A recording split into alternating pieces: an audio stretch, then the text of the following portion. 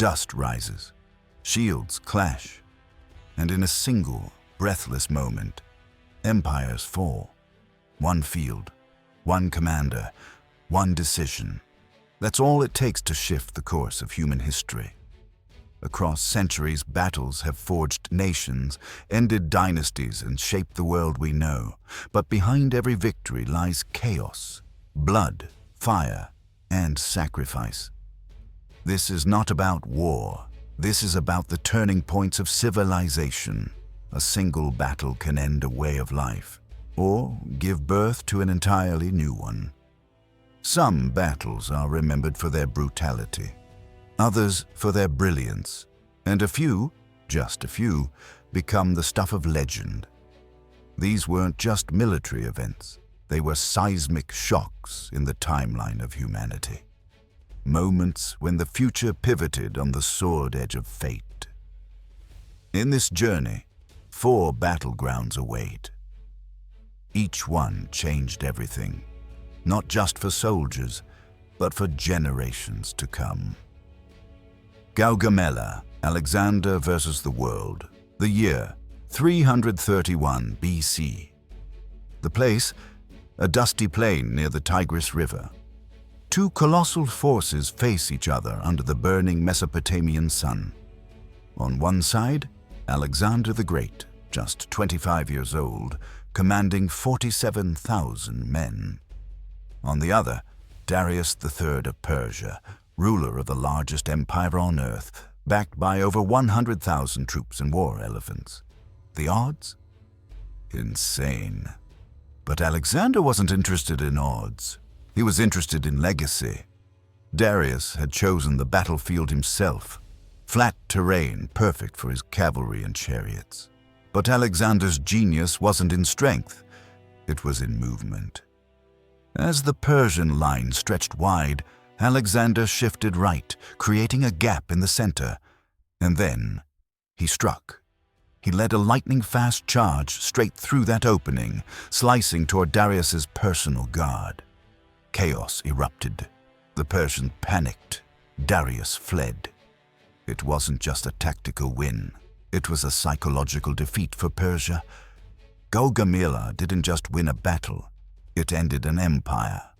Alexander would march into Babylon, then Persepolis, rewriting the balance of power in the ancient world.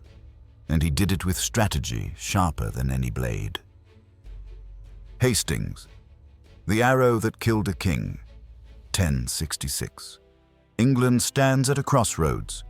King Edward the Confessor has died without an heir.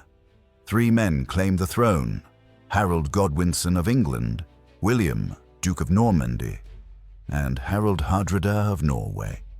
2 of them are about to die.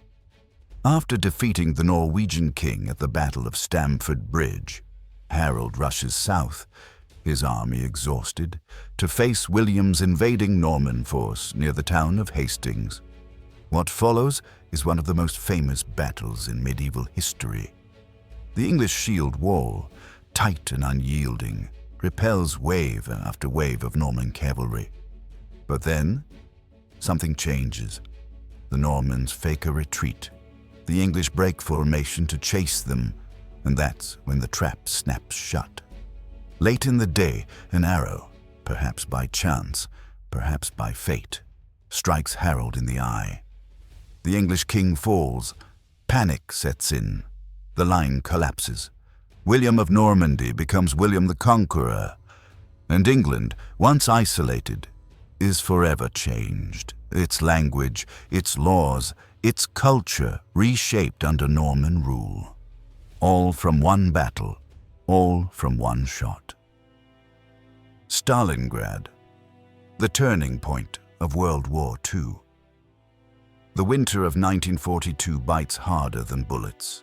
In the ruined city of Stalingrad, 2 massive armies are locked in a brutal, frozen hell. The German Sixth Army, led by General Paulus, believed this would be a swift victory. Instead, it became a trap.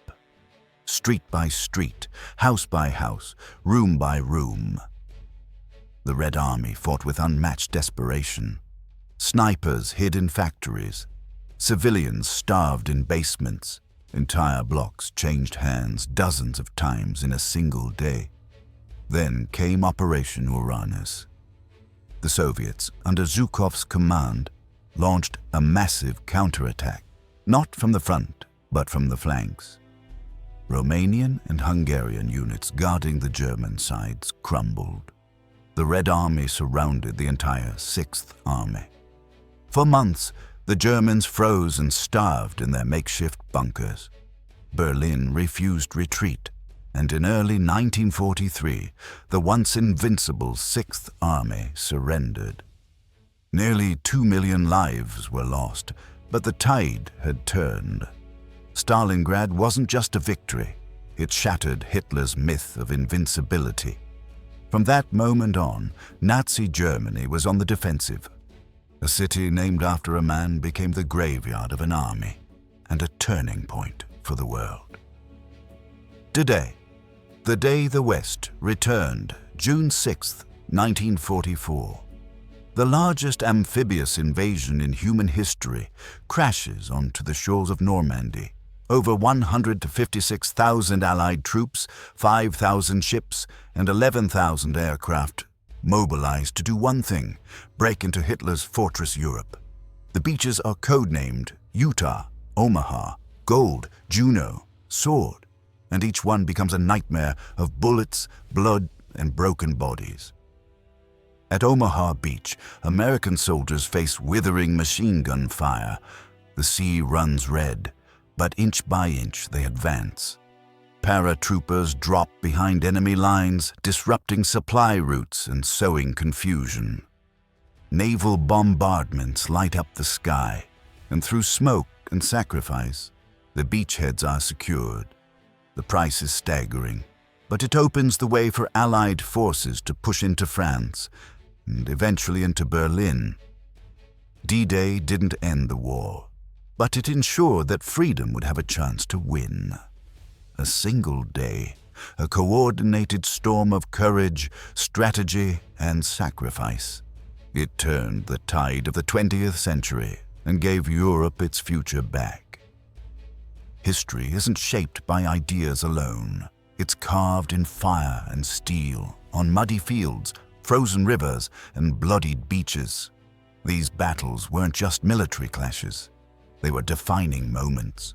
Moments when one world ended and another began. Some chose glory, others survived horror. But all of them changed what came after. If you felt the weight of these moments, if the echoes of Gaugamela, Hastings, Stalingrad, or Normandy stirred something in you, then stay with us, because more stories like this wait just beyond the next horizon. And the past has far more to say. Subscribe, give this video a like, and join a channel where history speaks louder than fiction. Because what came before still shapes what comes next.